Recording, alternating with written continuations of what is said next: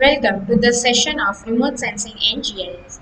So till now we have discussed all the things which are related to principle of GIS, what is the chief work of GIS, how GIS can give us the output and the results. Now it is very important to understand that which are the data types, data structures in GIS to work on. And let's see in detail what is vector data also. There are basically various types of data available to work in the softwares, but right now we are going to see that which are the major data which are required to do the representation on the software, and we get the final output from that data only. Right? Let's see in detail. Now, first of all, you can see there are two types of data, that is vector data and raster data. What is vector? What is raster? It is very important to understand. Look here, when I talk about the vector data, means point, line, and polygon. Right? When I talk about a raster, it uses fixed grid, right? Numbers of pixels are there, and for the accuracy it depends on the cell size, that is of each cell size of each pixel, right? So you can have here the difference, that what is the difference between vector and raster. When I say vector, means I will be having points. When I say line, numbers of series of points are connected, that is line. And when I say polygon, it is a closed surface, that it is known as polygon. And raster, I am always going to have the image which contains numbers of pixel, fine grid. We have numbers of data fitted into it, but with respect to the image only. And vector, you can also prepare the vector data by our own self or by your own self. How? Point means latitudes and longitudes. When I talk about the line, so I will take numbers of points, latitudes, longitudes, that is road, railway line, railway tracks, bridge, tunnels, whatever I want to show or whatever I want to build or whatever is the future that I want to construct, then it will be done with the line. And when I want to have the area calculation, I will be using the polygon. So this is point, line and polygon. I can apply all the mathematics if I considered the buffer, interpolation, union, overlay. Everything can be possible on the vector data, that is point, line and polygon. Right? Similarly, on the raster also, I can apply many formulas, but it will act on the pixel only, right? And we will get the pixel count or the pixel values. That is what is known as raster data. I guess you are very much now clear what is raster and vector. Look to the image what I have shown here for the chair. Can you see the blue one is the raster? The blue color squares at the pixels of this chair, right? And similarly, you can see with the lines I have drawn the chair. So this is what is raster. This is what is vector. Now, there is a various data structure. What is data structure basically? We have graphic and alphanumeric. So in the graphic, we have spatial and non-spatial. Spatial means vector based also and raster based also. Spatial is basically which is related to space. When I say vector, it will be point, line and polygon. And when I say raster, it will be image. It is satellite image or aerial image or scanned maps, etc. But when I talk a data which is alphanumeric, it is always non-spatial. That is the attributes only, right? So, for example, if I have a chair and it is in the area of, for example, satellite. So it will my which data? Satellite is the location, that is the spatial data, right? And chair is of wooden, chair is of good material, chair is from wood shop. This is all is alphanumeric data. That is attribute data. We are telling the characteristics of that data. So this is spatial, non-spatial, right? Spatial is related to space which always have latitudes and longitudes. And non-spatial is the attribute, means the characteristics of data. So this is how is the data structure in GIS, and it is very important to understand the difference between vector and raster. Vector means point, line and polygon. All the mathematical functions, all the mathematical formulas are the. Even on raster, it is possible. Raster is related to image, satellite image, scanned maps are called the raster data. So this is about vector and raster data.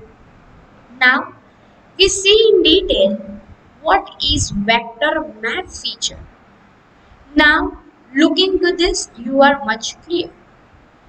When I talk point feature, we call it as a feature. It might be point, line, or column. That is one feature of the data. So point feature. Point have a single geographic coordinate such as a plant or a temple or a traffic accident points. That is what is known as point feature.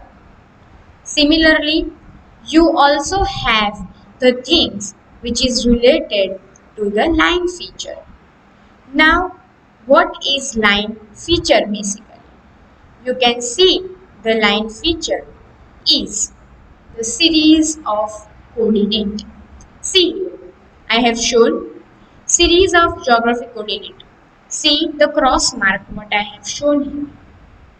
That is a line feature, right?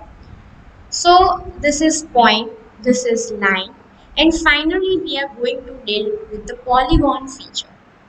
What do you understand by polygon? See, area of series of geographic coordinate. Series of geographic coordinate. When I close that, it becomes one polygon, closed area. So what happens? I am going to store that data, and finally I will get the area, I will get the distance, I will get the perimeter. What all mathematical formulas you apply, you can apply on these features. So this is vector map feature. We take these three types of data from Google Earth also, right? Google Earth is an application of Google. When you open that application, you will have the search option. Go and type the name or the area wherever you want to search anything on the map. And you will search, for example, famous temple. It will lead you towards that. Now, I want to store the latitudes and longitudes of that region. Here, I am teaching you how to make the vector map features also. So what happens? It will go towards that famous point. It will lead you towards that in the Google Earth. Now, click on the untitled project or the new project. You can see in that in the Google Maps. You can write the name of the project, whatever you want.